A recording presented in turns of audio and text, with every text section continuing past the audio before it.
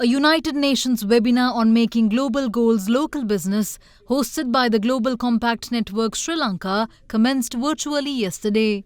This is part of UN Global Compact's 5-year campaign to bring together a global movement of sustainable companies and stakeholders to take decisive actions to make the world a better place.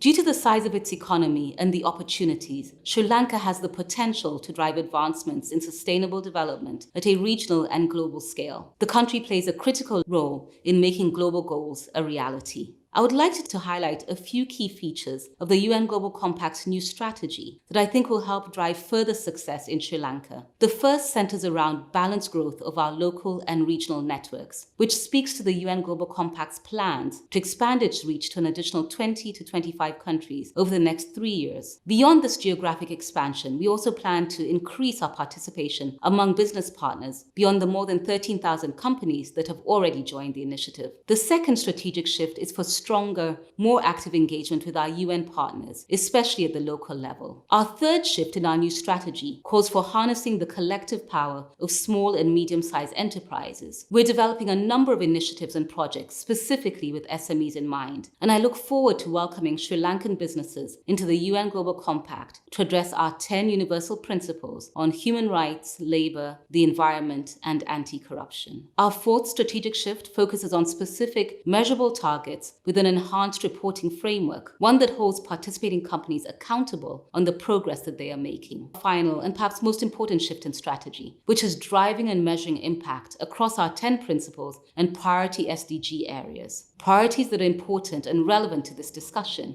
and where business has a crucial role to play. Also speaking at the virtual conference, Chairman of the UN Global Compact Sri Lanka, Tilhan Fernando, called for a fundamentally different approach in order to address the problems faced today, which he says is global in nature. We see a fundamental shift in markets because consumers are demanding on sustainability in a wider sense, whether it is gender, whether it is social, or whether environmental compliance. In fact, it is about conserving our resources because ultimately biodiversity, the ecosystem services that biodiversity offers, they are the building blocks for what comes next. Businesses often think of sustainability as a cost, but that's because we have been living an 18th century definition, and therefore, in being unsustainable, any business is being parasitic upon its environment and upon the community in which it operates. Please remember that whether the people that we are seeking to protect from poverty or injustice, or whether the planet that we are seeking to protect and nurture, it is about building for the future. It is about finding a new paradigm that takes our resources, our environment into consideration in building for the future.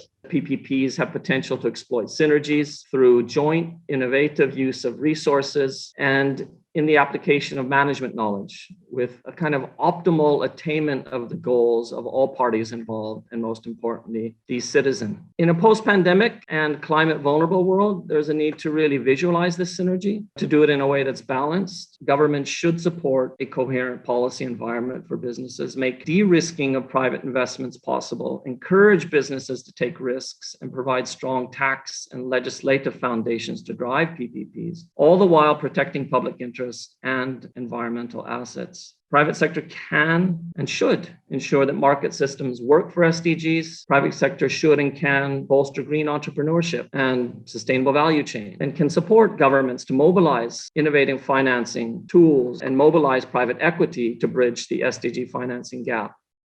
Sunsilk ලොකු බෝතලේ සේදුම් වාර 30. රුපියල් 16ක ඉතිරියක්.